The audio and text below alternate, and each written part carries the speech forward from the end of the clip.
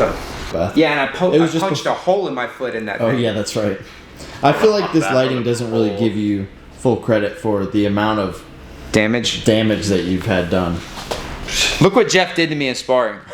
Don't even. Look what Jeff Chan. Look what Jeff Chan did to me in sparring. Look at that. Don't listen to him, guys. I see a toe. I see like toenail. I see toes, yeah. This is the double step low kick by Jeff Chan. The double step low kick. I've heard you talk about it. I've heard you explain it. But I kind of got a little more vibe as we were sparring. I kind of saw, okay, I kind of see it. And I tried to like ape it back at you, you know what I mean? But give me like I want to up close and personal, I want to understand it. Okay. So there's 3 reasons I'll use double step low kick. The first reason, it gets you in and it gets you out, which is good for MMA. Reason 2, it closes the distance. 3, it creates distance. So first I'm gonna break down how it gets you in and out. So look how far I am right now. Yeah. Or not, I'm on the outside. Yeah. We extend our arms, we're on the outside. So it gets you in and out. I take 2 steps. 1, 2. And now look how far I am. I just got in and out. That's reason 1. Reason 2, it can close the distance. I would never kick you from this distance. Actually, I will, and you'll see later how. But I'm going to close the distance. Do you think I can kick you from here? I think you can do anything you want to me. I believe in you. 2 steps. 1, 2. I easily close yeah, that like distance. a more linear version instead of the... Yes. Yeah. And then it creates distance. Can I kick you from here? Okay. Right. So I just create distance. So those are the 3 main reasons why I use the double step low kick. Now, how do I put it together? If I threw my hook like this, that's way too slow. Right. So, one of my favorite combos is I throw my hook and double step low kick. So I sacrifice the power in my hook to load up my low kick. So I just got in and out. And when we were sparring, if I'm not mistaken, you almost like showed it to me like, I want to sell. Yeah.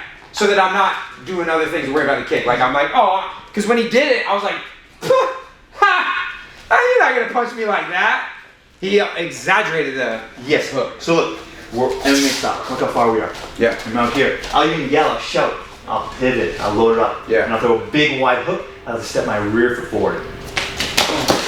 And then look, I bounce right out, in and out. Yeah. So that gets you in and out. Twang. So how do I close the distance? So for example, if I throw my cross, let's back here. I want you to back to the cage.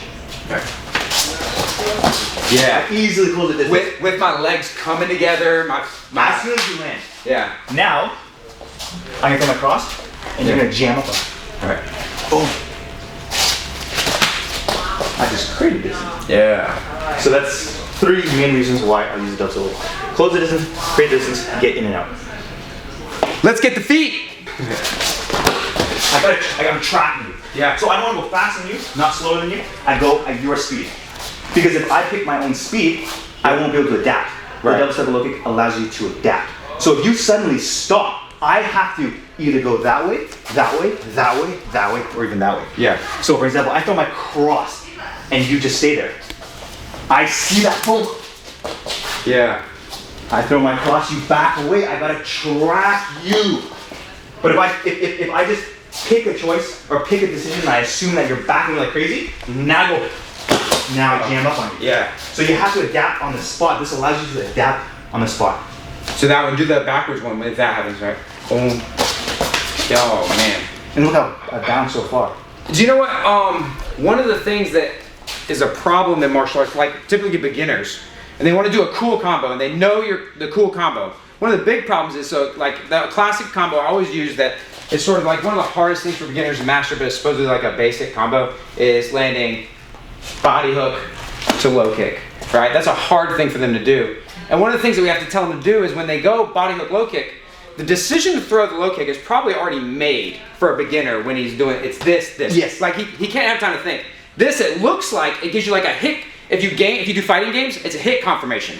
Like you have a second to think how far away he is, and then I'm like, well, I need to go that way. Yeah. You know? Exactly. Here's another example. I land the combination like 5 times. Yeah. As soon as I throw the hook now, he's gonna anticipate it and lift Yeah, this is bullshit. I know this is bullshit. Yeah. I know So this is you know it's bullshit. coming Yeah. out. Boom. So now I create distance.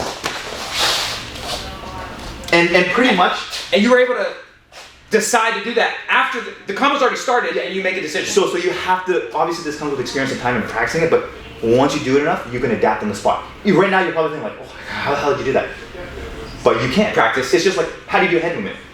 I observe your tendencies. I make there's some reacting, some predicting, some baiting, you know. I don't want to give away your whole store. If I need to edit this out, let me know. There's one more detail of this whole thing, and that's, look what the fuck he's doing with his head every time. Like when you do this thing, I want you to hit the, can you hit the kick and freeze where you're in place? Like with your leg, with your kick right here. Boom. What are the, like, what are my, like, what do you know what I mean? Maybe if I just roll the dice and get lucky, but, and even if you get jammed up, right? You get jammed up and you decide to go backwards with it. Right? Yeah. If I'm I don't want getting hit. if I'm running, right, and he's really getting into it, his head, you're doing your entry, right? You do your whatever the entry is, and then you're like taking your head literally at an almost impossible to hit spot, having time to like think about, make the calculation, how much distance, how much speed, how much stank do I want to put on this thing, and a Muay Thai low kick, you're supposed to technically lean forward for more power, but I lean back. And I'm the type of guy that like, I break a lot of rules if you know the rules. Mm-hmm. So the next one, like I won't go into it, but essentially, so hook and double low kick, everyone knows left to right, right to left, left to right. Yeah. So my second move, as Sensei Seth knows, is the right to right. So the idea is, when I throw the cross, look how far my head is off center line. yeah. A lot of people do this. I never cover my jaw with my shoulder. Yeah. I never cover my jaw with my shoulder. Which way? Oh, that's what you go to. Yeah. I never ever do it. Because your head's going all the way the hell over there. Yes. Can you show me again? I look with the corner of my eye. Because think of it this way. If I hit you now, I don't know what's coming next. Yeah. It's too close to me. Yeah. I have to shallow. So I'm here. Go. Yeah. So right hook. I can see with my peripherals. Yeah. Another break the rule, because you know the rule. Manny Pacquiao, Floyd Mayweather. If you watch them, when they throw their cross, sometimes they throw with so much commitment that their rear foot slides forward. Yeah. But they know the rules, so they can break the rules. shut. So after I throw my cross, I want you to throw the cross. They have an exit plan. Yeah. My exit plan is a double step low kick. If Yeah. it's just boxing, I'll do that. You're like picking your feet up and letting gravity kind of drop you out of the way. The idea is watch. Okay, hold the cross. Hold the pass free. Okay. My cross does not reach at all. Right. Still not. Without moving my left leg, do you think I can hit it? All right. Yeah. If you let that foot move. Oh yeah. So I surprise people with my cross so much because I cheat. You're doing something. You're not supposed to do that. Hey, you ain't fighting right. Yeah. Nah, create that space. Yeah. Now I like the hook a lot, but cross is my number one now. Yeah. Because it's right. So there's a lot of rule breaking in this, and one of the hallmarks of one of the things I always say, Ramsey, I would love to hear your opinion. I say a lot of things. I want to know what Ramsey Dewey thinks about this statement. I would say, come on in here. Okay. I would say Ramsey Dewey's probably the smartest and most intellectual, and I want to bounce this off you guys and say, is this a sharp idea? My opinion is that advanced striking is simply mistakes that beginners make, but done on purpose. As a choice. It can be. Like, so sometimes people will see that and be like, yo, you're not supposed to do any of that. But he's doing it on purpose at the correct time. You could say a feint is exactly that. Yeah, like, It's pretending to do something that is predictable so that you can capitalize it. Like if I kick you in the leg and I move my hips every time I kick, and so you start expecting this low thing, and I do something goofy like that.